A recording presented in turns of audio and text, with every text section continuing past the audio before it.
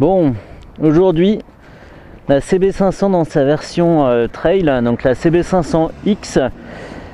Bon, le moteur est évidemment le même, 47 chevaux et demi, donc bien pour les A2. Elle est une dizaine de kilos plus lourde, on est en dessous des 200 kilos, elle doit faire 197 kilos, un truc comme ça.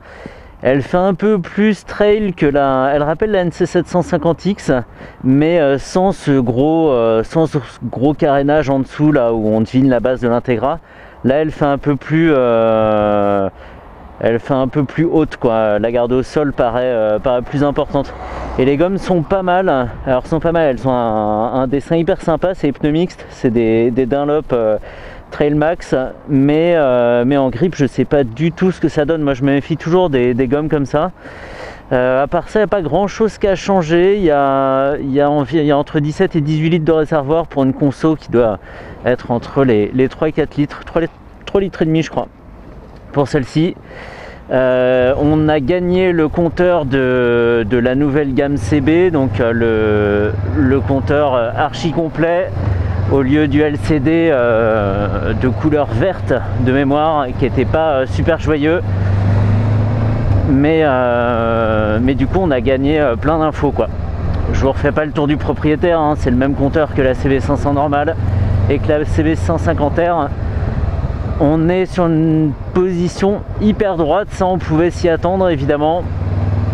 Très très droite, assez haute, ça me déroute toujours cette mise sur l'angle un peu vive quand on est au perché. Ok.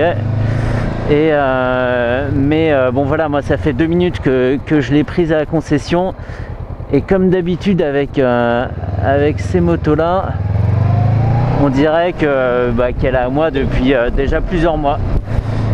Et je klaxonne par inadvertance. J'espère qu'on m'entend bien.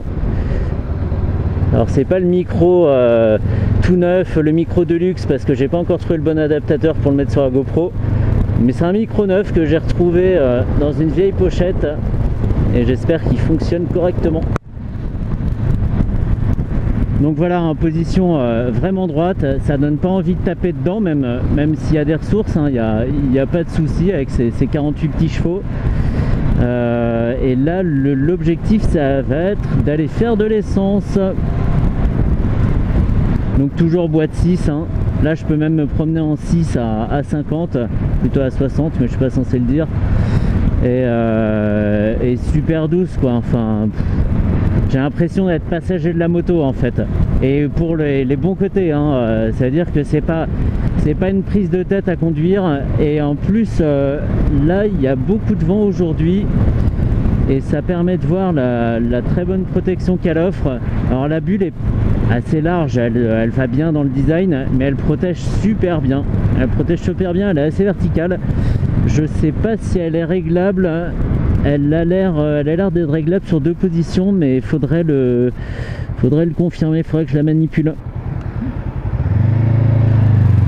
D'une douceur, tout va tout seul, quoi. C'est facile. Un rond-point qui n'est pas tout à fait rond. Alors l'amortissement est un peu souple, ça pompe pas mal, pas dans un mouvement comme ça d'avant en arrière, mais c'est plus la moto qui s'écrase de façon uniforme en fait. Ça rebondit un peu comme ça, quoi. Je sais pas, j'ai oublié de regarder les chiffres, mais c'est possible que les suspensions aient gagné en débattement entre celle-ci et la version Roadster. Ça pourrait expliquer cette tendance au rebond, mais et sur les ralentisseurs, ouais, c'est pas mal, c'est pas mal. Mais voilà, il y a ça pompe. Est-ce qu'on peut régler? Non, on peut rien régler. Il faudra mettre de l'huile un peu plus visqueuse. Trop marrant. Elle suit vachement bien la route pour le coup. Les suspensions épousent bien les bosses et les creux. Et j'ai vraiment pas l'impression de conduire, quoi. Mais c'est sympa, parce que c'est hyper reposant. Du coup la selle est d'un confort, c'est un bloc de gel, c'est génial. Et alors pas l'impression de conduire, oui, en même temps si on veut se mettre un petit peu dedans, il suffit de la cravacher un peu, et là on participe à l'effort. je vais pas dire qu'on pilote, hein, mais on peut s'investir un petit peu plus et on peut la laisser un petit peu faire. Vas-y, je t'en prie.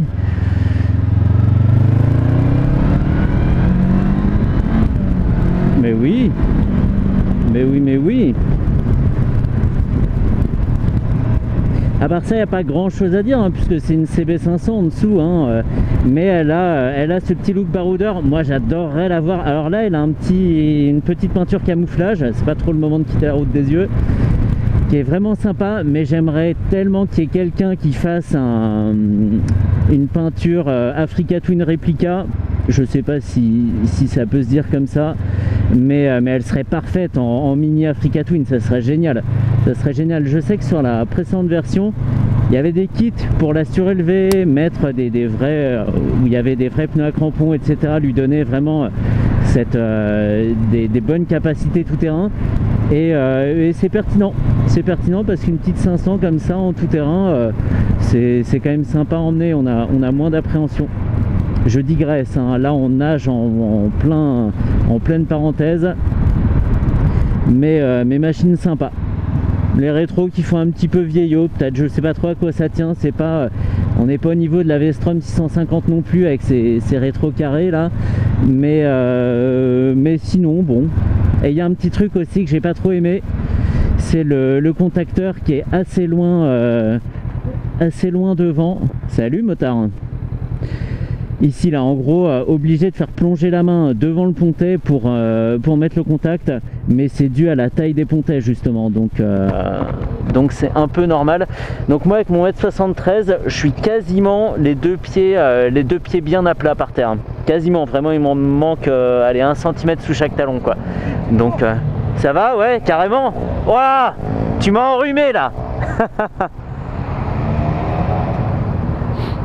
Quoi, tu veux faire la course là, c'est ça?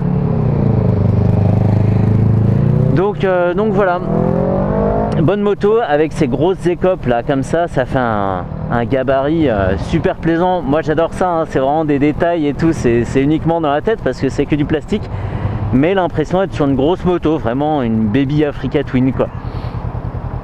Donc voilà, je vais monter sur la voie express. Après je vais peut-être couper le temps de faire demi-tour, je sais pas trop comment je vais m'organiser, mais c'est peut-être déjà la fin de la vidéo, ou alors je laisse la suite. Non, quand même.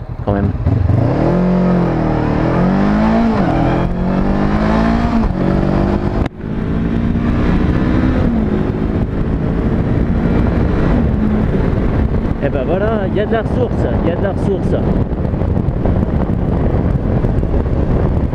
Quand on la conduit comme ça tranquillement en ville, c'est insoupçonnable ce que je viens de faire là. On pourrait pas se dire qu'elle est capable de s'énerver avec un son qui est super plaisant quand même quand on est un peu dans les tours, pour une cartouche d'origine hein, évidemment, et c'est inattendu quoi. On est sur cette sorte de trail de moyenne cylindrée là, et pourtant on peut un peu s'énerver au feu. J'ai le sourire là, super sympa.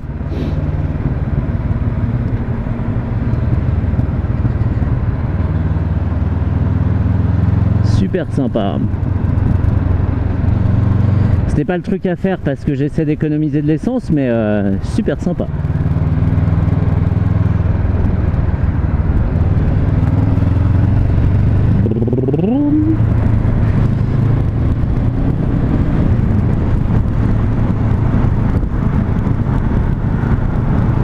Tout est doux quoi, l'embrayage il est doux, la poignée de gaz elle est super douce, sans être molle. Il y a quand même ce qu'il faut comme résistance, mais c'est pas fatigant quoi. Là je pourrais dire que j'ai juste la main posée sur la poignée sans vraiment faire l'effort de la maintenir tournée. On est sur un petit filet de gaz tranquille quoi. Et même en 6ème là ça repart, on est à un peu moins de 4000 tours, on tourne et puis on a de quoi se dégager comme ça d'une situation délicate. Donc voilà, pas beaucoup de défauts. Évidemment elle est sur une présentation un peu spartiate hein. Il y a du plastique, il y a beaucoup de plastique, c'est sérieux hein. Il y a rien qui dépasse, il n'y a pas de souci, mais en même temps à 6500 € la moto, bah ça se tient quoi hein. C'est rapport prix-prestation est très bon, est vraiment très bon. Mais c'est dommage qu'elle soit pas couleur Africa Twin encore une fois. ferait trop bien. Et je voulais aller en forêt avec, parce que là, même pas peur, hein, même avec mes capacités plus que limitées, mais mes capacités en tout terrain, pas mes capacités intellectuelles. Hein. Mais il a pas mal plu ces jours-ci, et ça va être la gaufre assurée, quoi. Et même si je me gaufre pas, je vais rendre la moto dégueulasse, et j'ai pas envie de faire ça. Et encore une fois, hein, puisque je parle de rendre la moto, merci à Nicolas d'Honda Valenton pour le prêt de la machine.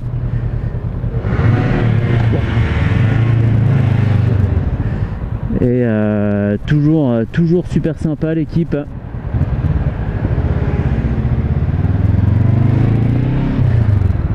Et c'est même pas parce que c'est mon concessionnaire, hein. Moi je roule en Yamaha, donc je m'en fiche.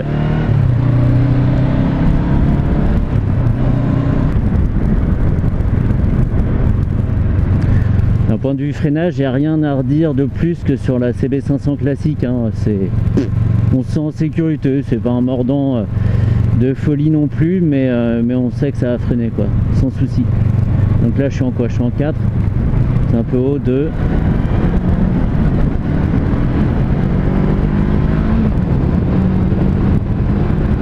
Je suis à fond de poignet là. Hein.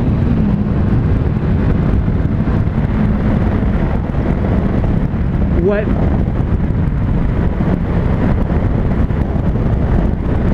Il y a du vent, hein. Il y a du vent et pourtant elle bouge vraiment pas. C'est super sécurisant. Et j'ai aucune pression sur le torse, j'ai pas de remous dans la tête. Et donc la bulle est suffisante, mais une bulle large, ça serait le top du top, parce que je ressens quand même un tout petit peu de vent sur mes épaules, tout ce qui dépasse de la bulle, quoi, en gros. Mais là on pouvait partir pour 2 heures peinard. Ça va, ça pompe pas trop quand même, c'est dans la limite du raisonnable, quoi. Non, c'est bien, vraiment bien. Allez, essence là. Je sais pas, on va peut-être en rester là. On a tout vu en même temps, hein. J'ai fait de la ville, fait une accélération, j'ai fait de la voie express, j'ai fait le fou. Des feux rouges, il y en a eu. Même discuté avec des trottinettes folles. Ouais, je pense qu'on peut s'arrêter là, hein. Il n'y a pas de... En fait, c'est une vidéo en complément de la CB500F. Elle s'appelle la F, la Roadster. Je sais plus, je suis perdu dans ces lettres. Voilà, vidéo en complément, et c'est très bien comme ça. Elle se faufile bien ou pas? Oui, parce qu'en plus elle est pas large, et comme elle est haute, on lit très bien le trafic. Merci monsieur. Essayez de pas en faire trop non plus, mais par contre elle a cette mise sur l'angle très vive qui peut surprendre. Il faudra pas trop la balancer non plus, quoi. Je pense qu'on peut vite aller trop loin, mais c'est dur à expliquer.